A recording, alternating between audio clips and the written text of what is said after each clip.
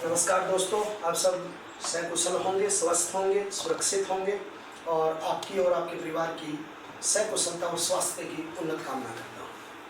आज दूसरा बिंदु टॉपिक में वीडियो आप तक पहुँचा रहा हूँ, जिसका मैं पहले टॉपिक में भारतीय एकीकरण की जो पृष्ठभूमि थी वो मैंने आपको समझाई थी। डायरेक्ट बिंदु पर चलते हैं, उस पर डिस्कस करते हैं और उस बिंदु पर आता है राजस्थान एकीकरण। बहुत ही बढ़िया बिंदु है, मुस्कुराते मुस्कुराते पढ़ोगे, चेहरे पर एक मुस्कान लेके आओगे तो ये बिंदु बहुत ही सरलतम रूप से आपके समझ में आ जाएगा। देखो, राजस्थान एकीकरण की सबसे पहले पृष्ठभूमि हम आपसे क्लियर करेंगे। देखो, राजस्थान एकीकरण के दौरान राजस्थान की स्थिति क्या थी, इसकी परिस्थितियां क्या थी, इसकी समस्याएं क्या थी, इन पर सभी पर हम गौर से अध्ययन करेंगे। राजस्थान एकीकरण के समय इनमें 19 रियासत थी। अब रियासत शब्द का प्रयोग होते ही कल वाले वीडियो में मैंने बताया था कि ये 20 श्रेणी का राज्य था राजस्थान, जहां पर रियासतों के अधिकार थे। तो यहाँ पर 19 रियासत थी, 3 यहाँ पर ठिकाने थे और यहाँ पर एक केंद्र शासित प्रदेश था। केंद्र शासित प्रदेश, 3 ठिकाने और 19 रियासत। आज आने वाले कंपटीशन में इतने गजब तरीके के प्रश्न पूछ रहा कि एकीकरण के समय इस रियासत के राजा कौन, इसके पीएम कौन बने थे, ये काफी प्रश्न कंपटीशन में पूछ रहा है, तो उनको भी मद्देनजर हम रखेंगे। देखो, कल एक चीज हमारी चली थी कि 5 जुलाई सन 1947 और 5 जुलाई सन 1947 ईस्वी को जो स्टेट मंत्रालय का गठन हुआ था, और वो स्टेट मंत्रालय का गठन की जो पूरी प्रक्रिया थी वो नरेश मंडल जो या ओब्लिक नरेंद्र मंडल 1921 उसका प्रतिरूप था। और उस स्टेट मंत्रालय में 2 प्रपत्र तैयार किए थे, और वो 2 प्रपत्र तैयार किए थे, उसमें एक का नाम था इंस्ट्रूमेंट असेसन प्रपत्र और दूसरा स्टैंड स्टिल एग्रीमेंट।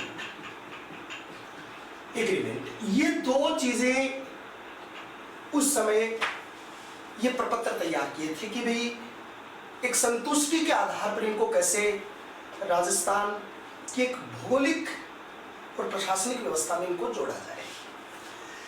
ये 2 प्रपत्र तैयार किए थे वो स्टेट मंत्रालय ने की। सरदार वल्लभ भाई पटेल जो भारत के लौह पुरुष थे, राजस्थान के लौह पुरुष दामोदर दास व्यास, कई बार कंपटीशन में पूछा गया है।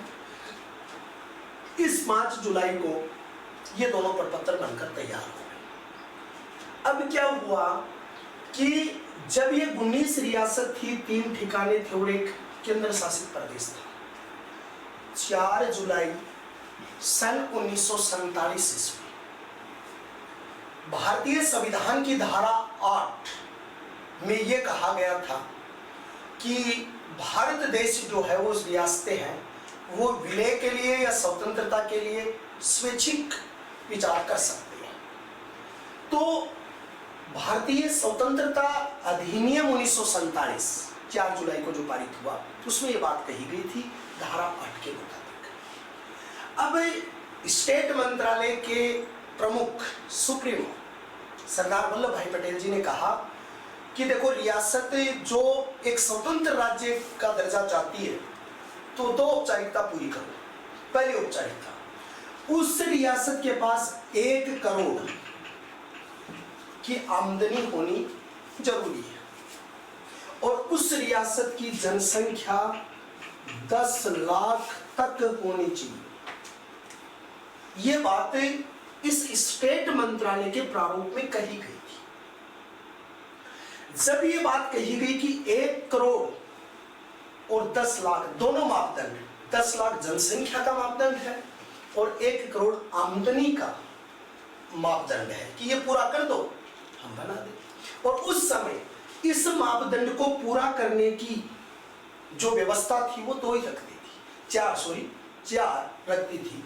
एक जयपुर था रियासत, उसमें एक उदयपुर था, उसमें एक उदयपुर के साथ बीकानेर था उसमें, और एक बीकानेर के साथ जोधपुर था उसमें। ये 4 रियासत ऐसी थी जो इस मापदंड को पूरा करती थी। बाकी कोई भी रियासत इसको पूरा नहीं करती। दूसरी बात, इन प्रपत्रों को प्रत्येक रियासत में भेजा गया, और जब इस प्रपत्रों को प्रत्येक रियासत में भेजा गया तो इस प्रपत्र पर इंस्ट्रूमेंट असेसन पत्र पर प्रथम बार हस्ताक्षर किए थे 7 अगस्त 1947 को, और 7 अगस्त 1947 को बीकानेर के अंतिम राठौड़ वंशी शासक शार्दुल से। दो बड़े कंपटीशन के प्रश्न हैं। शार्दुल स्पोर्ट्स जो स्कूल है वो बीकानेर का प्रसिद्ध है, लेकिन पूरे राजस्थान की पहली खेल यूनिवर्सिटी जो आपके दोरासर गांव झुंझुनू में है, और भारत की पहली खेल यूनिवर्सिटी मणिपुर में स्थापित हुई थी। तो ये वो शार्दुल सिंह नाम के शासक थे, इन्होंने सबसे पहले इस पर हस्ताक्षर किए थे। लेकिन इन प्रपत्रों में अंतिम बार राजस्थान के किसी शासक ने हस्ताक्षर किए थे, वो हस्ताक्षर किए थे 14 अगस्त, और 14 अगस्त 1947 को 2 रियासतों ने इस पर हस्ताक्षर किए, शाहपुरा, और शाहपुरा के शासक सु दर्शन देव सिंह थे। और दूसरा व्यक्ति जिसने हस्ताक्षर किए थे वो दूसरा व्यक्ति था धौलपुर का उदयभान सिंह। ये 2 व्यक्ति थे जिन्होंने इन प्रपत्रों पर सबसे अंतिम बार हस्ताक्षर किए 14 अगस्त 1947 को, और सबसे पहले हस्ताक्षर किए 7 अगस्त 1947 को शार्दुल सिंह। राजस्थान एकीकरण के दौरान सबसे बड़ी रियासत जो थी वो मारवाड़ थी, और मारवाड़ रियासत में भी जो बीकानेर जो थी वो बड़ी थी, लगभग 23,000 समथिंग वर्ग क्षेत्रफल इसके पास था। लेकिन दूसरी चीज देखिए, सबसे छोटी रियासत थी वो शाहपुरा थी, और शाहपुरा जो सबसे छोटी रियासत थी वो 405 वर्ग किलोमीटर में थी, वो सबसे छोटी रियासत थी। तीसरी बात, सबसे आधुनिक रियासत थी वो झालावाड़ थी, यानी सबसे आधुनिक रियासत थी वो झालावाड़ थी। झालावाड़ रियासत बनी थी वो कई जगह 1835 बुकों में और कई जगह 1838 दिया हुआ आपको मिलता है। आपको सही जो तिथि तय करनी है वो 1838 तय करनी है। देखो, झालावाड़ को बसाया था जालिम सिंह झाला ने, यानी ये जो झालावाड़ है उसको बसाया था जालिम सिंह झाला ने, इसको बसाया था 1791 ईस्वी में। ये बात याद रखने योग्य है, यानी झालावाड़ 1791 में बस चुका है, लेकिन झालावाड़ रियासत के रूप में गठित हुआ है वो किया मदन सिंह झाला ने। ये बात मैं एक बार पुनः रिवाइज करना चाहूंगा यहाँ पर। दोस्तों, ये चीज जब आती है तो बड़ी सैद्धांतिक रूप में थोड़ा सा कंफ्यूज पैदा कर देती है। तो झालावाड़ रियासत को जो स्थापित किया है वो तो किया है 1838 में मदन सिंह झाला ने, लेकिन झालावाड़ शहर की स्थापना किया वो 1791 में किया जालिम सिंह झाला ने, और ये राजस्थान की सबसे आधुनिक रियासत थी। लेकिन सबसे प्राचीन रियासत थी वो मेवाड़ थी, और संपूर्ण राजस्थान के अंतर्गत 2 ऐसी रियासत थी उस समय जो मुस्लिम थी। इसको गौर से सुनो। एक तो पालनपुर, अब ये पालनपुर वर्तमान समय में किसका हिस्सा चली गई है? गुजरात। उसी समय गुजरात में इसको अधिकृत कर दिया गया था। और दूसरी थी टोंक, और टोंक थी वो यानी राजस्थान में है। ये दोनों रियासत उस समय मुस्लिम रियासत थी। अजीउद्दौला यहाँ के शासक थे। इसके अंतर्गत जो करौली रियासत है वो यदुवंशी रियासत है। ये जो करौली है ये यदुवंशी रियासत थी, यादव वंश के कुल की थी। यहाँ पर केला देवी का मंदिर है, जो भगवान श्री कृष्ण से पहले जन्म लेने वाली जो कन्या थी वासुदेव की, जो देवकी की पुत्री थी, वो यहाँ इस देवी के रूप में पूजी जाती है। तो ये करौली जो है वो यदुवंशी रियासत के रूप में उस समय मौजूद थी। अब यहाँ पर एक प्रश्न आता है कि भाई ये तो 2 उसने शर्त लागू कर दी कि भाई ये शर्त पूरी करो। ये शर्त केवल 4 रियासत पूरी कर रही है। दूसरी चीज है, ये सबसे बड़ी रियासत है, ये सबसे छोटी है, ये सबसे आधुनिक है, ये सबसे पुरानी है, ये मुस्लिम है, और ये यदुवंशी रियासत के रूप में पालनपुर एक ऐसी मुस्लिम रियासत है जो बाद में गुजरात के अधिकृत क्षेत्र के अंतर्गत आ गई थी। दूसरी बात, जब राजस्थान एकीकरण हुआ तो उस राजस्थान एकीकरण के सामने कितनी समस्याएं उजागर हुई थी। तो मैं आपको पहली एक बिंदु के रूप में बता दूं समस्या। और समस्या के अंतर्गत 4 समस्या राजस्थान एकीकरण के सामने सबसे बड़ी विकट थी।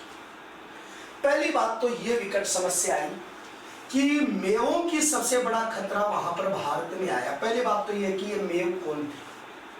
देखो, भारत के गुलाम वंश के शासक बने बलबन 1266 ईस्वी में, और बलबन के समय जो अलवर, गुड़गांव, दिल्ली, ये जो इलाका था, भरतपुर भी का कुछ हिस्सा उसमें शामिल था, ये पूरा इलाका था, उसके हिंदुओं को जबरदस्ती मुस्लिम बना दिया गया था, और वो मुस्लिम जाति कहलाती है मेव। और ये जाति जहां रहती है उस जाति को वर्तमान समय में एक नाम दिया गया मेवात।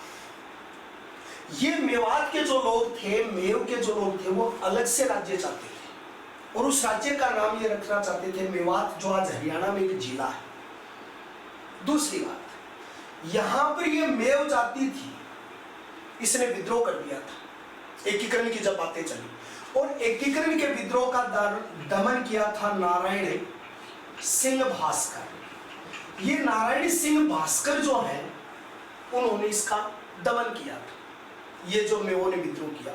और ये विद्रोह कहां से कहां तक हुआ? गुड़गांव से लेकर दक्षिणी अलवर का जो क्षेत्र है, यानी ये जो मेवात विद्रोह हुआ, ये कहां से कहां तक हुआ? गुड़गांव से दक्षिण जो अलवर है, उस दक्षिण अलवर के क्षेत्र के बीच का जो स्थान है, वो मेवों का स्थान था जहां पर विद्रोह हुआ, और नारायण सिंह भास्कर ने इसका दमन किया। ये पहली समस्या थी विकट, जो भारत के राजस्थान एकीकरण के सामने आई। फिर दूसरे बिंदु पर हम जाएंगे, वो देखिए दूसरी समस्या राजस्थान एकीकरण की क्या थी। दूसरी समस्या ये थी कि जोधपुर के शासक हुआ करते थे हनुमंत सिंह, और हनुमंत सिंह के प्रधानमंत्री थे अजीत सिंह, और उन अजीत सिंह ने एक अजीत भवन का निर्माण करवाया था जोधपुर में, जो भारत का पहला हेरिटेज होटल बना था 1791 की, जो पर्यटन की हेरिटेज स्कीम थी उसमें। तो वो अजीत सिंह प्रधानमंत्री थे और हनुमंत सिंह शासक थे। हनुमंत सिंह पाकिस्तान में मिलना चाहते थे। अब हनुमंत सिंह को संतुष्ट करना और हनुमंत सिंह को एक साथ लाना, ये दूसरी समस्या थी। लेकिन आपसे ये भी पूछ ले, आप भावी समय के एक सफल शिक्षक भी हो सकते हो, एक भावी मोटिवेटर भी हो सकते हो, और आने वाले समय के भावी समय के इंटरव्यू लेने वाले भी हो सकते हो। तो आपके सामने ये परिस्थितियां भी आ सकती हैं कि आप इसे कैसे करें। आपको ये पूछिए कि साहब, इस हनुमंत सिंह को उकसाने वाला कौन था? एक हिंदू शासक होते हुए इसको उकसाया किसने? इसको 2 व्यक्तियों का बड़ा योगदान रहा इसके पीछे। एक तो इसको उकसाने के अंतर्गत जो योगदान रहा, वो भोपाल के शासक थे हमीदुल्ला, और हमीदुल्ला जो थे वो उस समय नरेश मंडल के तत्कालीन अध्यक्ष थे।